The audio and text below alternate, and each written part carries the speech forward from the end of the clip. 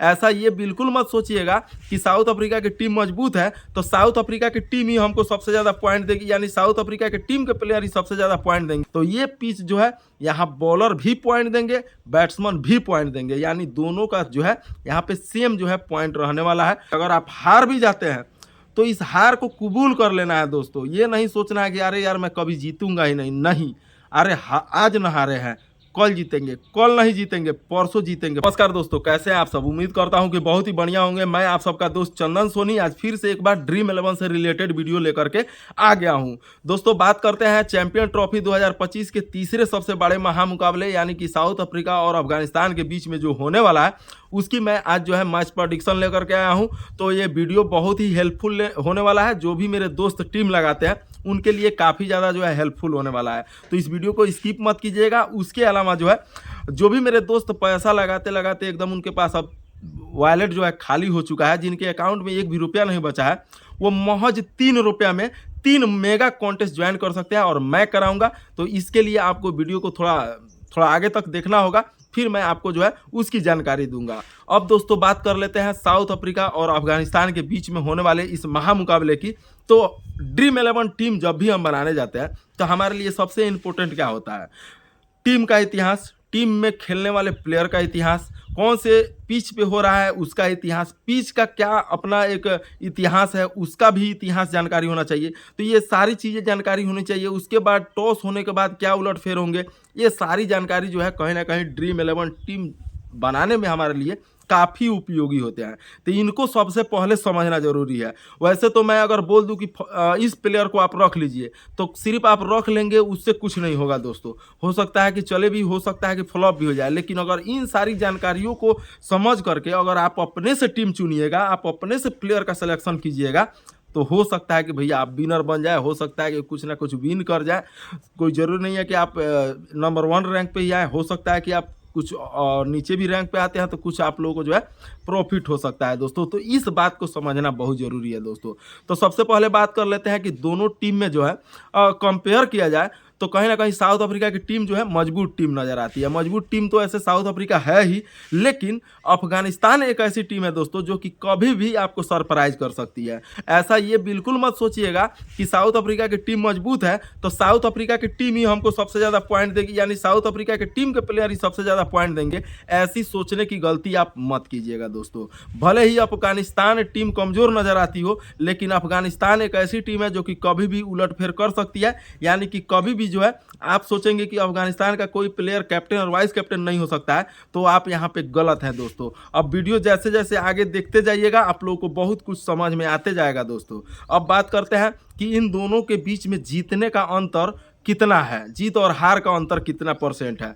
तो अफगानिस्तान का जीतने का परसेंटेज दर जो है महज 30% है, यानी 30% है कि अफगानिस्तान इस मैच को जीत सकती है, लेकिन साउथ अफ्रीका के पास 70% चांस है इस मैच को जीतने का, यानी कि 70% ये उम्मीद है कि साउथ अफ्रीका इस मैच को जीतेगी। अब आप बोलेंगे जब 70% उम्मीद है कि इस मैच को साउथ अफ्रीका जीतेगी, तो यहाँ मैंने क्या बोला? उम्मीद है। मैंने ये नहीं बोला कि 70% जो है एकदम क्लियर है कि मैच जीतना ही है, मैंने ये नहीं बोला। उम्मीद है कि 70% जीतेगी। तो उम्मीद के हिसाब से जब हम चल रहे हैं तो कहीं भी ये उलटफेर हो सकता है और अफगानिस्तान को कम आंकना, ये जो साउथ अफ्रीका टीम जो मैच खेल रही है ना अफगानिस्तान से, वो भी उसको जो है हल्के में नहीं ले सकती है। तो हम और आप क्यों सोचे, हम लोग को तो टीम लगाना है, हम लोग को तो बेस्ट प्लेयर का जो है सिलेक्शन करना है। तो यहाँ पे दर भले ही ज़्यादा हो साउथ अफ्रीका का, लेकिन यहाँ अफगानिस्तान के प्लेयर भी पॉइंट देंगे, इस बात को समझना जरूरी है दोस्तों। हमारे लिए हम टीम लगा रहे हैं, ठीक है, जीतने का परसेंटेज दर भले ही साउथ अफ्रीका के पास ज़्यादा हो, लेकिन अगर हमने सारा जो कैप्टन वाइस कैप्टन सब कुछ हमने साउथ अफ्रीका का ही रख लिया, अब बाद में कहीं हमको जो है अफगानिस्तान का कोई ऐसा प्लेयर जो सबसे हाईएस्ट पॉइंट दे दे, तब क्या कीजिएगा? तब क्या कर सकते हैं आप? तो यहाँ हम लोग को पॉइंट से मतलब है, हम लोग को इस चीज़ से मतलब है कि कौन सा प्लेयर को सबसे बढ़िया पॉइंट दे सकता है, बस हम लोग को इस चीज़ से मतलब है। तो अब दोस्तों बात करते हैं इस पिच की। तो ये मैदान जो है ये पाकिस्तान के कराची का मैदान में, ये जो है कराची के स्टेडियम में ये क्रिकेट होने वाला है। और कराची का जो ये स्टेडियम है इसका पिच रिपोर्ट ये कहता है कि यहाँ पे बॉलर भी अच्छे पॉइंट देते हैं, उसके अलावा बैट्समैन भी अच्छे पॉइंट देते हैं।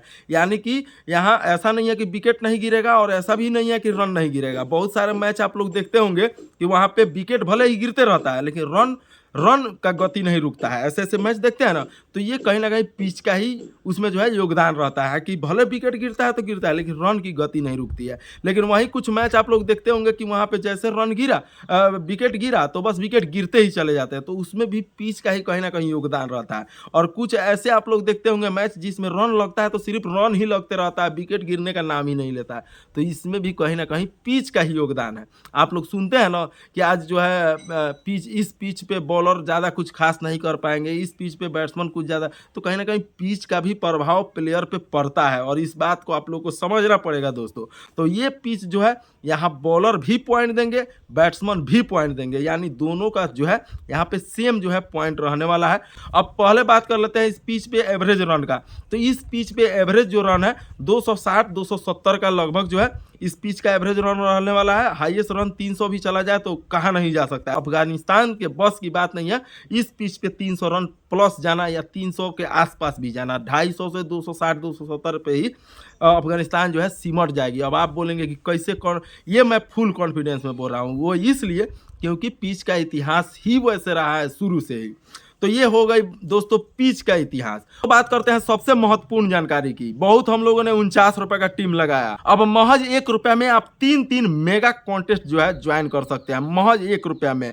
यानी कि 3 टीम लगाने के लिए आपको लगते हैं 147 रुपया, तो यहाँ पे मैं आपको जो है 144 रुपये का बचत कराऊंगा। महज 3 रुपया लगेंगे आपके 3 टीम जो है मेगा कॉन्टेस्ट में ज्वाइन करने के लिए। तो अब आपको क्या करना है, मेरे नीचे वीडियो के नीचे दिए गए डिस्क्रिप्शन में जो है लिंक है, वहां से जो है आप लोगों को My11 सर्कल डाउनलोड करना है और मेरे MECNEW कोड का जो है आप लोगों को उसमें डालना है। अब ये कोड भी मैंने डिस्क्रिप्शन में डाल दिया है। उसके अलावा इसमें और भी बहुत सारे फायदे हैं दोस्तों, पहले इसको भी समझ लीजिए क्योंकि ये भी बहुत इंपॉर्टेंट है।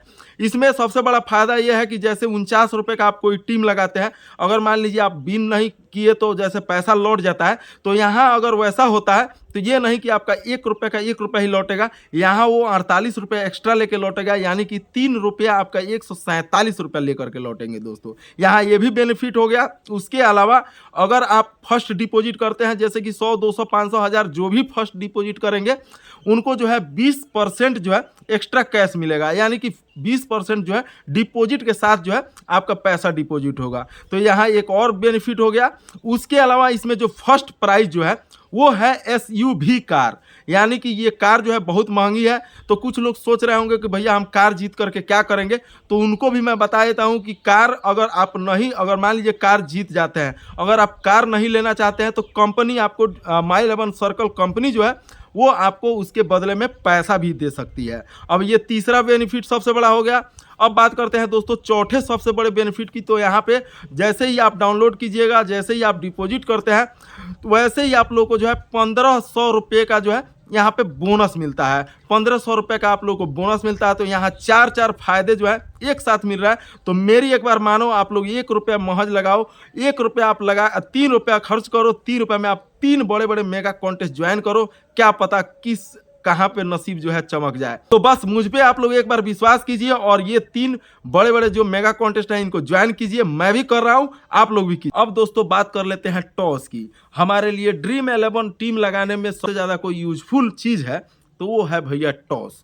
टॉस के बाद क्या होता है कि टॉस के बाद जो है असली जो है चीज़ पता चलती है कि आखिर कौन सी टीम पहले बैटिंग करेगी और कौन सी टीम जो है बाद में बैटिंग करने आएगी। तो इन चीज़ों का पता लगता है, तो उस हिसाब से आप जो है अगर कोई भी टीम बनाया है तो उसमें आप परिवर्तन कर सकते हैं। तो टॉस तो हमारे लिए बहुत ही इंपॉर्टेंट होने वाला है दोस्तों। अब दोस्तों बात करते हैं कि टॉस के बाद आखिर इस पिच पे क्या होने वाला है। तो टॉस इस पिच पे जो भी टीम जीतेगी वो पहले बैटिंग करेगी दोस्तों। इस बात को आप लोग ध्यान में रखिएगा। आप लोग विश्वास नहीं हो तो आप लोग कल के मैच में देख लीजिएगा, जब मैच स्टार्ट होगा तो देख लीजिएगा, तब आप हमसे आके कमेंट में पूछिएगा कि चंदन भाई आपने ऐसा बोला था लेकिन आपने ऐसा हुआ नहीं। बिल्कुल ऐसा ही होने वाला है। अगर अफगानिस्तान इस पिच पे जो है टॉस जीतेगी तो वो पहले बैटिंग करेगी। अगर साउथ अफ्रीका इस पिच पे जो है टॉस जीतेगी तो वो भी पहले बैटिंग करेगी। यानी कि यहाँ पे रन चेस करना बहुत ही मुश्किल है। यानी कि शुरू में आकर के बैटिंग करना आसान है, लेकिन बाद में रन चेस करना यहाँ पे थोड़ा सा कठिन हो जाता है। तो इसलिए जो भी टीम टॉस जीतती है वो यहाँ पे पहले बैटिंग चुनती है। अब दोस्तों बात करते हैं कि ठीक है बैटिंग और बॉलिंग तक तो ठीक है, लेकिन यहाँ पे एक और चीज़ जो है मैटर करता है, और वो मैटर ये करता है कि यहाँ पे कहीं ना कहीं 50-50 का जीत और हार का अंतर नहीं है दोस्तों। इस बात को समझना जरूरी है। यहाँ 70-30 का अंतर है, यानी कहीं ना कहीं अफगानिस्तान के पास महज 30% है, तो साउथ अफ्रीका के पास उससे 40% अधिक यानी 70% का चांस है कि वो विनर बनेगी। तो यहाँ ये भी समझने वाली बात है। तो यहाँ पे एक और इम्पोर्टेंट चीज़ क्या हो जाता है कि जैसे ही शुरू में बैटिंग करने साउथ अफ्रीका आएगी तो वो रनों का पहाड़ खड़ा कर सकती है। यानी कि उसके जो बैट्समैन है शुरुआती जो ओवरों में जो है बहुत बढ़िया से जो है रनों का अंबार जो है खड़ा कर सकते हैं। तो इस बात को भी समझना होगा। हालांकि ये नहीं है कि अफगानिस्तान की टीम अगर पहले बैटिंग करने आती है तो उसके प्लेयर अच्छे से नहीं रन देंगे, ऐसा बात नहीं है।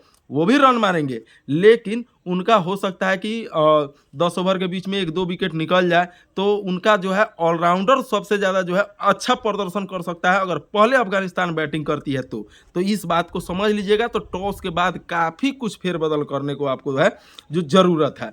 तो दोस्तों अगर अफगानिस्तान जो है पहले बैटिंग करती है तो उसके ऑलराउंडर सबसे अधिक पॉइंट आपको दे सकते हैं, इसलिए कि वो बैटिंग भी करके कुछ रन बना लेंगे, उसके अलावा जो है आपको जो है बॉलिंग भी करके कुछ विकेट निकालते हुए नजर आएंगे। तो यहाँ ये चीज़ हो गई। लेकिन अगर वहीं साउथ अफ्रीका अगर पहले बैटिंग करती है तो उसके बैट्समैन जो है सबसे अधिक पॉइंट देने वाले हैं, उसके अलावा उसके बॉलर भी सबसे अधिक पॉइंट देंगे, इसलिए कि वो जब दूसरी इनिंग में जब बॉलिंग कराने आएंगे तो आसानी से विकेट जो है अफगानिस्तान का निकाल लेंगे, क्योंकि अफगानिस्तान जो है वो रन चेस करने में कहीं ना कहीं पीछे रह जाएगी। इस बात को समझ लीजिए। अब दोस्तों बात कर लेते हैं ट्रम्प कार्ड प्लेयर की। तो ट्रम्प कार्ड प्लेयर जो है या तो साउथ अफ्रीका या अफगानिस्तान के ऑलराउंडर में से ही कोई ना कोई ट्रम्प कार्ड प्लेयर हो सकता है।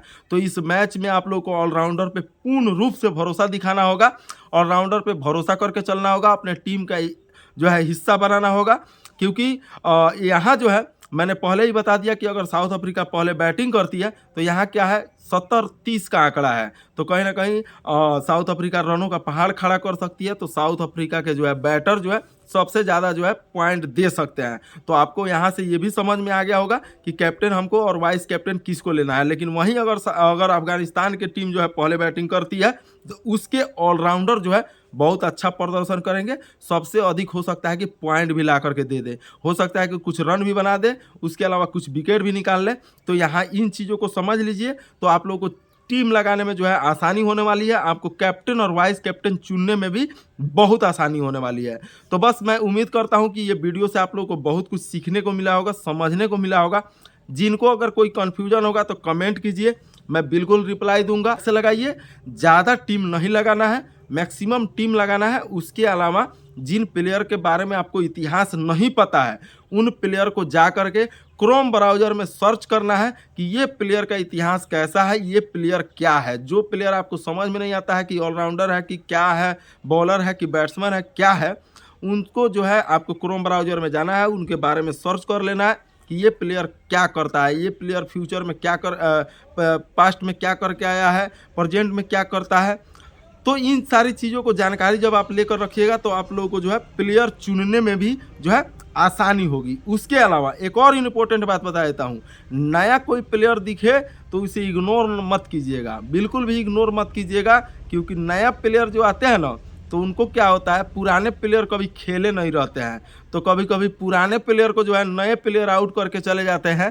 तो इन चीज़ों को भी समझना ज़रूरी है दोस्तों। तो कहीं ना कहीं थोड़ा बहुत रिस्क भी ज़रूरी है, क्योंकि बिना रिस्क के तो कुछ नहीं मिलने वाला है, बिना रिस्क का कुछ नहीं होने वाला है। तो अगर मान लीजिए आज टीम लगाते हैं, अगर आप हार भी जाते हैं तो इस हार को कबूल कर लेना है दोस्तों। ये नहीं सोचना है कि अरे यार मैं कभी जीतूंगा ही नहीं, अरे आज न हारे हैं कल जीतेंगे, कल नहीं जीतेंगे परसों जीतेंगे, परसों नहीं जीतेंगे अगले 1 मंथ बाद जीतेंगे, अगले साल जीतेंगे।